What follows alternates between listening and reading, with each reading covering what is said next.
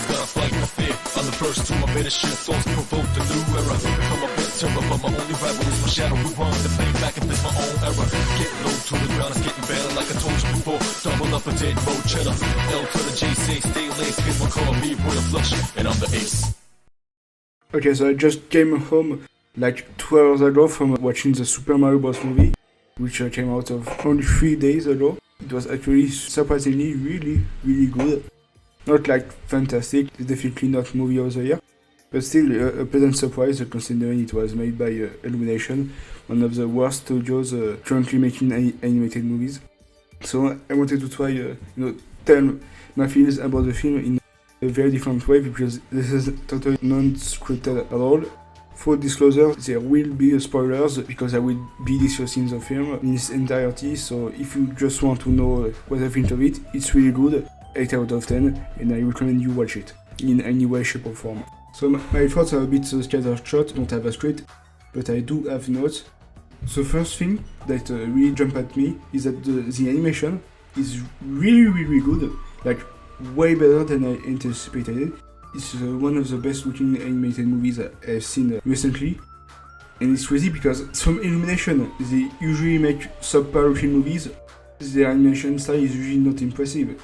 This is a Minions guy, but I think Nintendo gave them a lot more money, so they really put all their effort into the animation this time, because they actually took care to make a good product this time instead of just cashing in for. And it's not trying to copy Spider-Verse either, it's so new in style and I really like it. And I also love the character designs that they went for with this movie. You can definitely tell that it's the Mario characters, but it's not just trying to replicate Mario DC or any of the 3D Mario games, it's its own unique style, which I think works really well for an adaptation of a movie, of a game into a movie.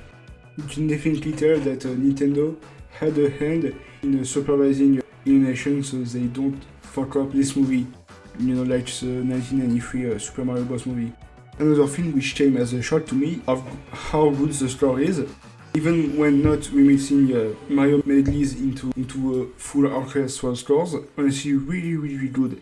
I think Brian Tyler did a really good job, which isn't surprising when I check and see what the rest of his resume is, because he worked on, I think, Iron Man 3, Avengers Age of Ultron, all the Fast and Furious movies, and also a bunch of video games, including Call of Duty Modern Warfare 3. What I didn't like about the score is how they put a bunch of useless pop songs for absolutely no reason at all. There's a montage of Mario on an obstacle course trying to succeed, and instead of putting actual music, they just have I Need a Hero by Bonnie Tyler on it, which is a song I like. That's not the problem, it's just that why was this what they chose to put in it, They also used Take On Me when the cool Kong with sunglasses is taking Mario to Donkey Kong and they're riding through the Kong village. And that was really weird as well, because, and again, that's a song that I actually like. I listen to it occasionally when it comes up in my Spotify playlist, but it's just not fit for this movie. There's also a Thunderstruck that plays when they're preparing their cart. Again, same problem, it doesn't fit. And at the very end, he plays Mr. Busai for like 10 seconds, and I don't know why. It's just very useless. Enough complaining. One thing that also really surprised me is that the movie is funny. The jokes are actually good. They made me laugh actually most of the time, which is a real surprise coming from Illumination again. The slapstick was solid, and I don't know, man, the jokes were good. What more can I say? I thought they were funny. Not every time, but enough to say that the comedy was a success. Another thing is that the movie is really fast-paced. They really don't have time to stop, they always keep going, which isn't always a bad thing, But it's to be expected with kids movies. They usually just keep moving, not bore the little babies in the audience, which is fair after all. Plus this movie is like 90 minutes long, so whatever, it's not like it has much time to bore you anyway, which another quality, the movie is not boring. It's very fun, and I had a lot of fun, There were some scenes, where the movie twitch its time more. It never really stops for more than a minute, which I think was fair for this movie. But if they make a sequel, it should maybe even if it's a bit longer, they should take the time more to flesh out the characters more. More scenes of characterization would be neat to see. Because we don't really know a lot about these characters, these versions of these characters, which is a shame, because I like the characters, I really do like them, especially Bowser. It was expected, even if I watched the French dub, which means I didn't hear Jack Black, Bowser was easily the best part of the movie, by far. He's both really threatening, for a cheese villain, but also really funny, which is of the best Mario games portrayed. Bowser's Inside Story, Thousand Year Door, Super Paper Mario. Those games are where Bowser is at its best, and I think this movie really did a really good job at portraying him here, and honestly he's a fucking blast. And of course, riddled with a bunch of references and Easter eggs to not just the Super Mario games, but also Mario Kart, also Mario Party and the Mario RPGs, but also Donkey Kong Country, Luigi's Mansion. I'm not gonna lie, every time a reference showed up in my mind, I was just like that Soy Jack, that points at the screen and pause, that was me. At one point, the Kingdom from Odyssey showed up. Physically, I just pointed at the screen and paused. A lot of fan service, which may not work for some people, but I am a fan, and this is serious in me, so and it worked for me. But at one point they're in the Kong Kingdom, and Mario is fighting Donkey Kong in the stadium, and Chunky Kong shows up. He's here for like 2 seconds in the movie, but he's here.